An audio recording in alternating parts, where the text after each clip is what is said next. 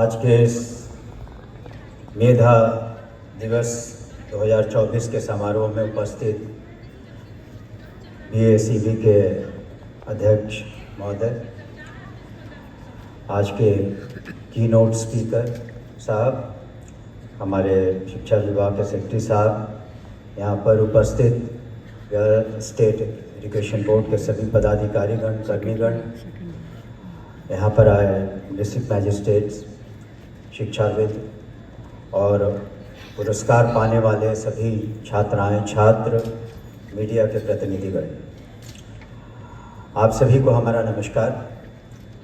और आज इस समारोह में आपने हमें शिरकत करने का मौका दिया, हम तहे दिल से आपका शुक्रिया अदा करते हैं।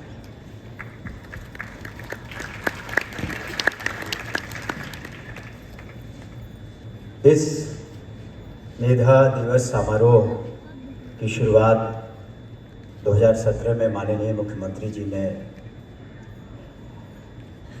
ऐसे विभूति के जन्म दिवस पर शुरू की जो कि न सिर्फ हिंदुस्तान के पहले राष्ट्रपति थे, शिक्षाविद थे, कॉन्स्टिट्यूएंट असेंबली के अध्यक्ष रहे, लेकिन एक बहुत ही नेक दिल इंसान भी थे और बहुत ही ज्ञानी व्यक्ति थे। और ये बहुत अच्छी बात है कि उन्होंने इस दिन इसकी शुरुआत की और आज 148 आज उनका जन्मदिवस है। हम उन्हें अपनी तरफ से, विभाग की तरफ से श्रद्धा सुमन अर्पित करते हैं और हम व्यक्तिगत रूप से भी और अपने परिवार की ओर से भी श्रद्धा सुमन अर्पित करना चाहेंगे, जिनके बारे में किसी ने लिखा जब वो कोई एग्ज़ाम दे रहे थे कि the exam is better than the examiner. वैसे महान पुरुष को, जैसा कि हमने कहा, व्यक्तिगत रूप से और परिवार की ओर से भी हम श्रद्धा सुमन देना चाहेंगे, अर्पित करना चाहेंगे, क्योंकि जब हमारे मरहूम पिताजी कॉन्स्टिट्यूएंट असेंबली के मेंबर बने, बहुत ही युवा, काफ़ी यंग एज में, तो इनका बहुत बड़ा रोल था डॉक्टर राजेंद्र प्रसाद साहब का उन्हें वहाँ तक ले जाने में, इसलिए हम व्यक्तिगत रूप से भी आभारी हैं। और इस शिक्षा दिवस भी मनाते हैं हम लोग, अन्य दिवस भी मनाते हैं, अलग अलग पहलुओं को उजागर करने के लिए।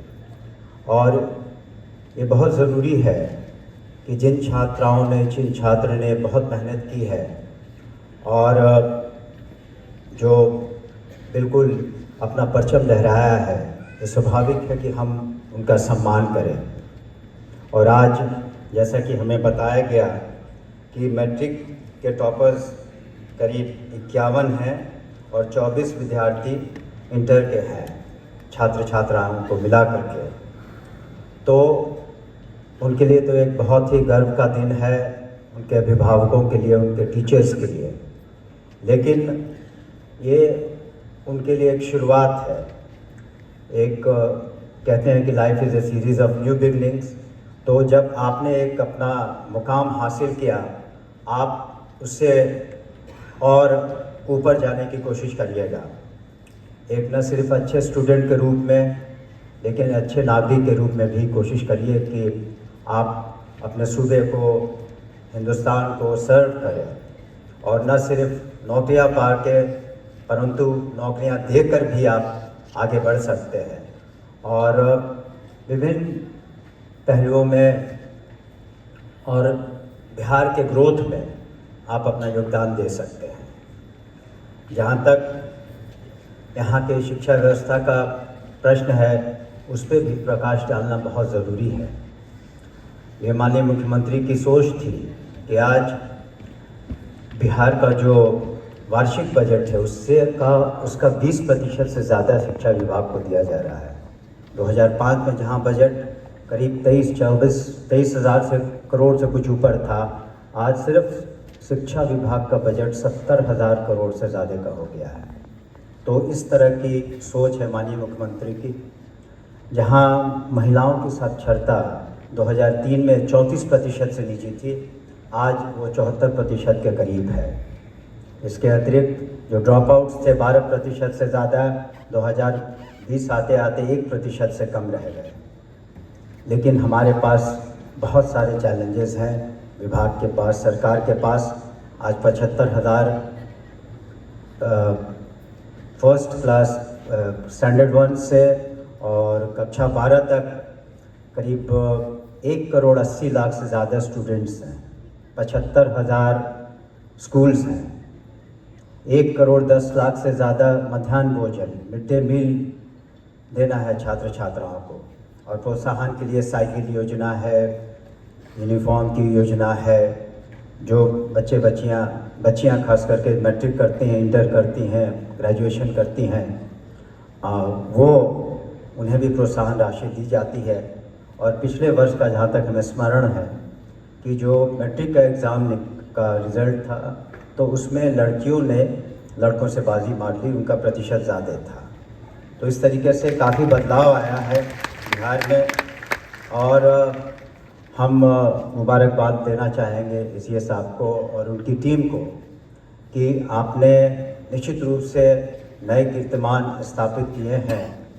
शिक्षा प्रणाली को किस तरीके से एग्ज़ामिनेशन साइकिल को टाइमली कंप्लीट किया जाए, टेक्नोलॉजी का इस्तेमाल किया जाए, और आपने अपनी उपलब्धियों की चर्चा की। बेशक बहुत अच्छी उपलब्धियां हैं। माननीय प्रधानमंत्री जी ने भी आपको एक्सेलेंस अवार्ड से नवाजा है।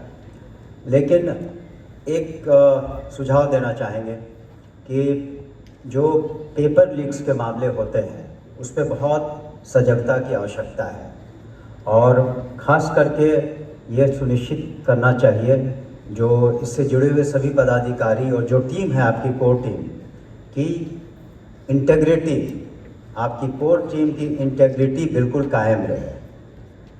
उसमें बिल्कुल कोई गुंजाइश नहीं रहे। उसका समय समय पर आप मूल्यांकन करते रहें कि कोर टीम आपकी कौन सी है, और आप जो भी पेपर सेट करते हैं, जो भी एग्ज़ामिनेशन लेते हैं तरह तरह के, आपने खुद कहा और शिक्षा विभाग तो अनुग्रहित है कि 2.5 लाख से ज़्यादा सक्षमता परीक्षा आपने पास किए हैं। जो नियोजित शिक्षक थे आपने परीक्षा ली सफल, उसके बाद अभी कुछ बाकी हैं कुछ टेस्ट्स, लेकिन ये काबिल तारीफ़ है कि आप IIT और इस तरह की बच्चों को आप निःशुल्क कोचिंग भी दे रहे हैं ताकि उनका भविष्य उज्जवल हो। जहाँ पर आपने जो भव्य बापू एग्ज़ामिनेशन सेंटर बनाया है, माननीय मुख्यमंत्री की सोच थी, दूरदर्शिता थी कि इस तरह का एग्ज़ामिनेशन सेंटर बनाया जाए जो कि बिल्कुल टेक्नोलॉजी, आधुनिक टेक्नोलॉजी से लैस है। तो इस तरीके से बहुत सारे कदम उठाए जा रहे हैं बिहार स्टेट एजुकेशन बोर्ड से, और समय समय पर जो भी चैलेंजेस आए हैं उनको वो मीट कर रहे हैं। लेकिन ये बिल्कुल एक सतत प्रक्रिया है, इस पर हमेशा वर्क करना है। और मैं जैसा समझता हूँ कि अभी भी शिक्षा विभाग को, बिहार स्टेट एजुकेशन बोर्ड को और ऊंचाइयों तक जाना है। देयर माइल्स टू गो, और जहाँ जो भी मेधावी और जिन्होंने ये आज अवार्ड्स जीते हैं उन सभी छात्रों को हमारी शुभकामनाएं हैं। आपका भविष्य उज्जवल हो, लेकिन आपकी सोच और आपकी उड़ान ऊंची होनी चाहिए ताकि आप अपने करियर में ऊंचाइयों को, बुलंदियों को छू सकें, लेकिन साथ ही साथ आप बिहार की भी सेवा, देश की सेवा में भी आप अपना महत्वपूर्ण योगदान दें। पुनः आप सभी को शुभकामनाएं, और मैं बिहार स्टेट एजुकेशन बोर्ड के अध्यक्ष महोदय को और यहाँ पर उनके सभी टीम को मुबारकबाद देता हूँ कि इतना बढ़िया वो काम कर रहे हैं, और शुभकामनाएं उनको भी भविष्य के लिए।